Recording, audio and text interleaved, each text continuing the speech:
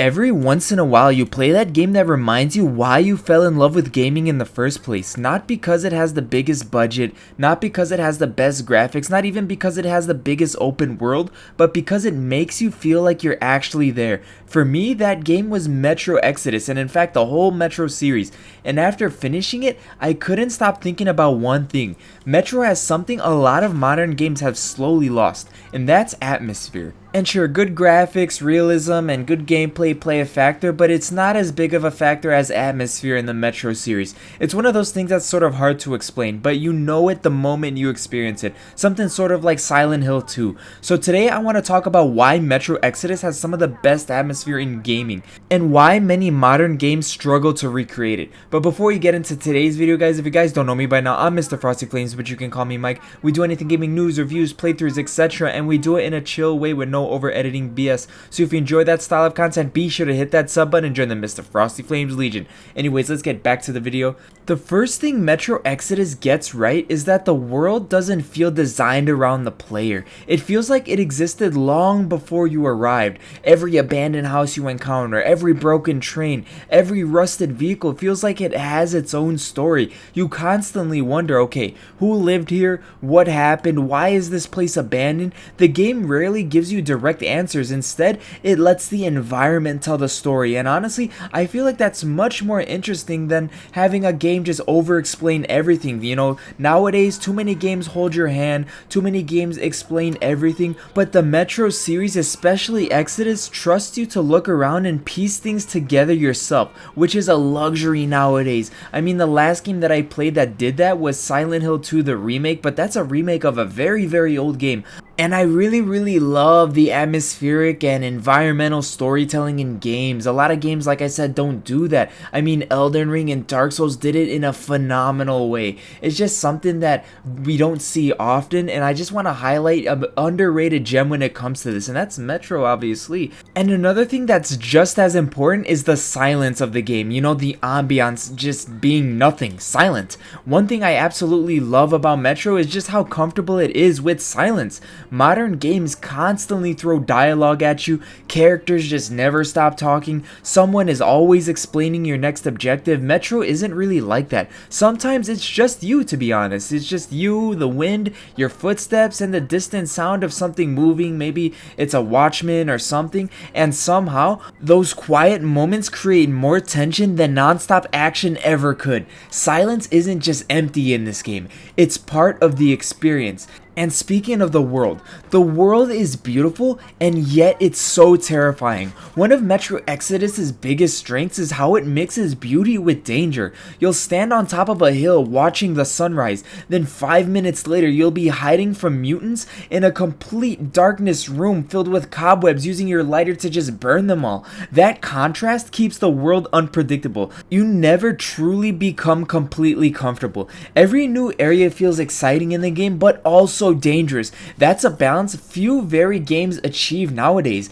and it has immersion over convenience. Metro Exodus constantly asks you to pay attention. You know, your gas mask matters, your weapons get dirty, resources are limited, you have to think before every fight. Some people call these mechanics, you know, annoying or just like an inconvenience. I think that they're very immersive because they force you to live in the world instead of just simply playing through it. Nothing feels automatic, you know, every bullet matters, every decision matters, and because of that, every victory feels earned in this game. And on top of that, your companions feel human. Another thing Metro does incredibly well for its genre is the companions. The crew aboard the Aurora train doesn't feel like a group of just NPCs waiting for their next cutscene. They talk to each other, they joke around, they argue, they tell stories, they do their own thing. You could simply just spend time with them and listen to their conversations and have a good time with them and learn about their character, and none of it feels forced. By the end of the game, you genuinely care about these people, not because the game tells you to,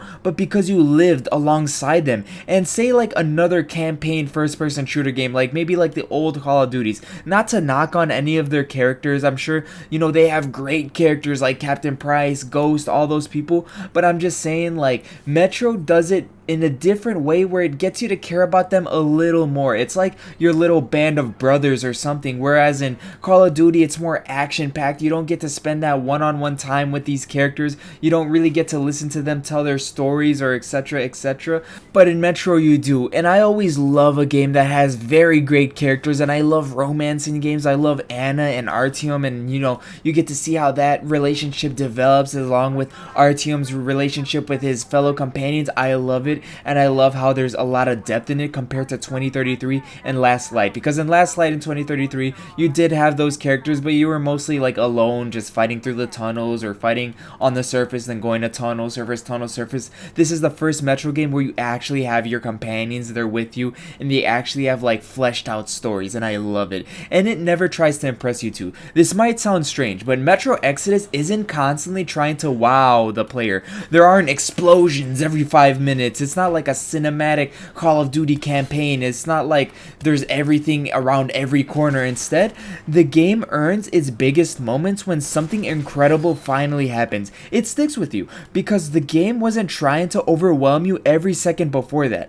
Modern games sometimes confuse bigger with better. Metro understands that restraint could be just as powerful, and this is what so many games are missing. This is like the core of my video. I think with all these reasons I've stated is why Metro Exodus has stayed with me. Not because it's the biggest and the best game I've ever played, but because everything around it feels authentic. It's like just like a Fallout universe, but just Call of Duty campaign style in a good way. It respects your intelligence, it respects your curiosity, it lets you breathe, it lets you explore, it lets the world speak for itself. And that's something I think a lot of modern games have lost. Not all of them, but many of them. Too often, that happens a lot. A lot of games come out and it's rushed, or they're just like, they're focusing on random stuff that shouldn't be focused on, and I feel like Metro just does everything perfectly. I mean, it's not a perfect game, but games are afraid of letting players simply exist in this world, and Metro isn't, and that's special to me. And because of that, its atmosphere becomes unforgettable.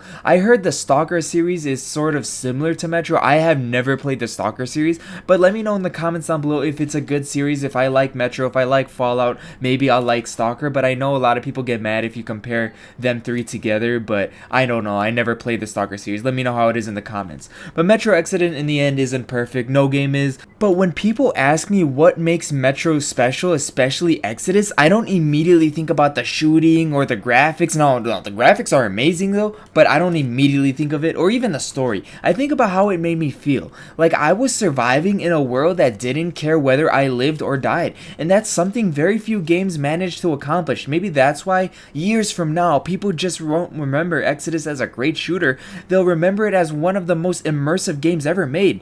Now I want to hear from you guys. I know Metro 2039, is that what it's called? The new game is coming out. Are you gonna play that game? What game do you think has the best atmosphere ever created? I think it's Silent Hill 2. Let me know in the comments down below. If you enjoyed this video, please like, share, comment, and subscribe to join the Mr. Frosty Flames Legion. I know this video is a bit of a different one than my usual content, but I just want to highlight some games. Maybe I'll make it a new series, highlight some hidden gems in the past or some of my favorite games. But anyways, thank you guys for watching. Mr. Frosty Flames out. Ciao.